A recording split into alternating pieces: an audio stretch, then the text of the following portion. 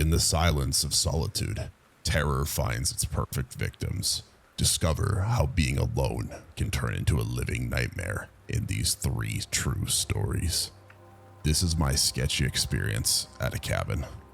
This was one of my most creepy and traumatizing things that has ever happened to me. I was staying with my family, mom, dad, grandpa, in a chalet-styled cabin in northern Washington. Washington has a lot of forests and densely wooded areas. This cabin was also on a lake, and we brought our small lake boat with us. This trip was mostly so we could try out our new boat.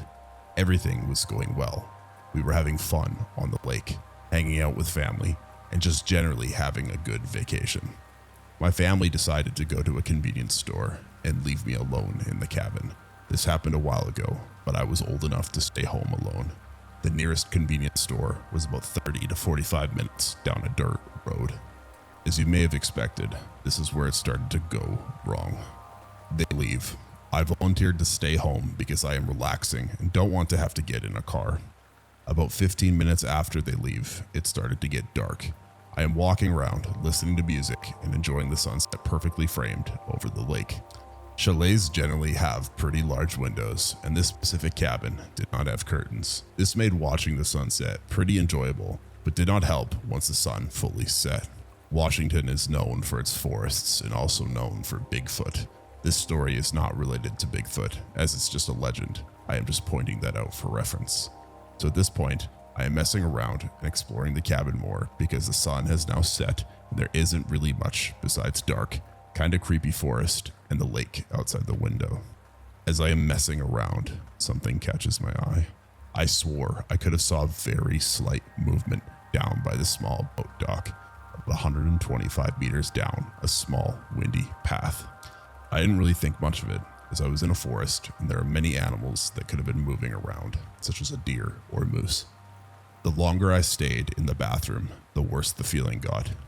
At this point, I have forgotten about the movement I saw and head to the bathroom, which is down a hallway away from the window. While I was in the bathroom, I just got this terrible feeling, like something was wrong. I wanted to go check to see if there was anything inside the cabin or anything outside. I couldn't do this, however, because I was, using the bathroom. The longer I stayed in the bathroom, the worse the feeling got. Every drop of rain landing on the roof felt like the tick of a clock counting down to the end of the world. I quickly finished up in the restroom and practically sprinted down the hall. I looked out the large set of windows and saw nothing but the lifeless forest and the moonlight reflecting off the lake. I then start to feel that stereotypical feeling of being watched. Generally, nothing even is watching you, or so you think. This time, there was something watching me. I turned around and looked down the hall at the other clear glass door at the end of the hallway. Standing on the other side of that door is a freaking deer standing on 2 legs. My mind instantly screams, Skinwalker. I try not to acknowledge it.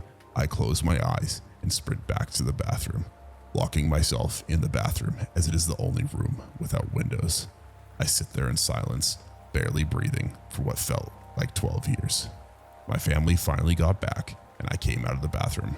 Nothing was there, and after checking the next morning, there were no signs anything had ever even been there. You can choose whether to believe me or not. You can choose whether to believe that it was all in my head, but even if it was all in my head, it was still a truly scary experience. When you're by yourself, the only company you have is fear. Prepare to be terrified by our next story. My classmate claimed she could shapeshift 20 years later, and I still believe her. I've spent 2/3 of my life trying to debunk this one or come up with a reasonable explanation. When I was in 5th grade, I rode the bus with a girl who was a grade or 2 below me. We lived on opposite sides of a rather large apartment complex, but could still walk to each other's homes. Let's call her Mika. Mika was born in Romania and had moved here a few years prior to me meeting her. She had heterochromia. Mika had brown eyes, but half of one of her irises was blue. This is relevant later. Her family was off. I went over to her apartment a few times to hang out with her. Remembered seeing a lot of unusual decor in her home. Lots of candles, a few altars, and a lot of taxidermy. Her mother would get very upset anytime she brought friends over. So typically, she would sneak myself and a few of our other friends in anytime her mom was out shopping. My mom was pregnant at the time and often felt sick, so I never brought my friends over unless she was out shopping or at the doctor's. She had never met Mika. A lot of the other kids were scared of her or felt uneasy around her. None of our mutual friends could explain why. I did too at times, for some unknown reason. But as a fellow outcast, we stuck by each other's sides. After a few months of knowing each other, she started telling me that her family followed a belief system similar to paganism. I forgot exactly what she called their religion, but it wasn't Wiccan or pagan or any other common, for lack of a better word, spiritual belief system. Mika started claiming she had special powers. I immediately called bull and told her to prove it. She responded by saying that she would shapeshift into a cat and visit me later that evening. My family and I lived on the 3rd floor of our apartment building. There were no fire escapes, balconies, or anything like that. We barely even had window ledges. As a side note, I loved cute stuff. Hello Kitty, Care Bears, My Little Pony, all that good stuff. My best friend at the time was very into fashion and loved to act like a high schooler. The few times she saw me in cartoon PJs, she'd make jokes. So, I stopped wearing anything like that to school or sleepovers almost a full year prior to me meeting Mika. I went to my bed at my normal bedtime of 9:30, wearing some Care Bear pajamas that my mom had bought me the week prior. Nobody had seen me in them aside from my parents. Around 3 a.m. that night, I woke up to hear scratching at my window. I jumped out of bed, looked out my window, and saw a black cat staring directly at me. The cat was sitting on the very thin window ledge and raised its paw at me as if it was waving at me. Freaked out, I told myself it was a dream and went back to sleep. That morning, while my mom was cooking breakfast, she asked if I had heard anything weird outside the night before. I asked what she meant. I saw the weirdest thing last night. I heard scratching at my window. I got up to see what it was and saw a black cat on the window ledge. It looked like it was trying to open my window. I sat there in silence, unsure of what to say. My mom continued. I was afraid it was going to fall, so I brought it inside, carried it downstairs, and put it outside. You should have seen its eyes. It had one eye that was half blue. I've never seen a cat like that before. I felt so sick that I couldn't speak or finish my breakfast. Not wanting to approach Mika after all this, I stood off to the side, away from all the other kids, until she walked up to me. Hello, Gloomy Bear. Why didn't you let me in last night? I was stunned. I could have died. At least your mom was nice enough to take me downstairs. I stopped hanging around her as much after that. Our building caught on fire a few weeks after this all happened, and we ended up moving a few towns away. I haven't seen or heard from her since. To this day, my mom still remembers the cat. She'll mention it in passing every few years and make comments about how weird it was that a cat could have gotten up on that ledge. For the last 20 years, I've been racking my brain looking for an explanation.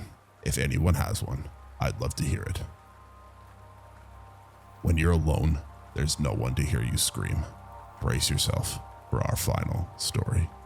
I work security for a 100-year-old hotel, and I've seen some strange things.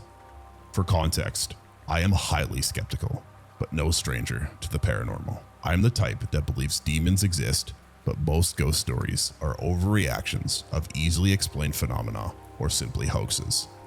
About 3 months ago, I started working security for a hotel that was built back in the 1920s by a major hotel chain that has changed hands multiple times and is now owned by one of the biggest hotel chains. I'm not saying which, so the company can't sue me.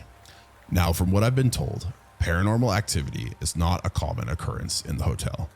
But some years back, the Make-A-Wish Foundation started sending some children here because, well, it's a major resort at one of the most popular beaches on the East Coast. Why wouldn't they?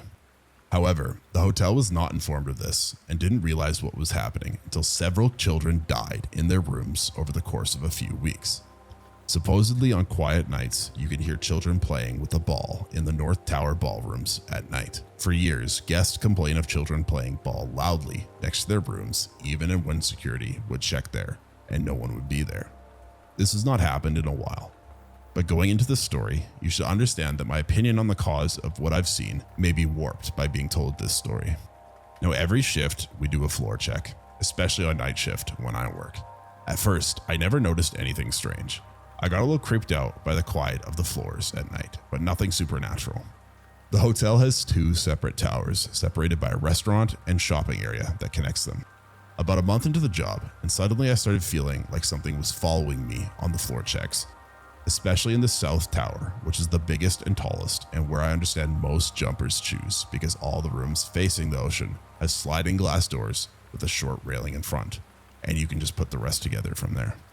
Anyways, it got really bad in October. Maybe the spooky season had an effect on me, but this feeling of being watched and followed never went away.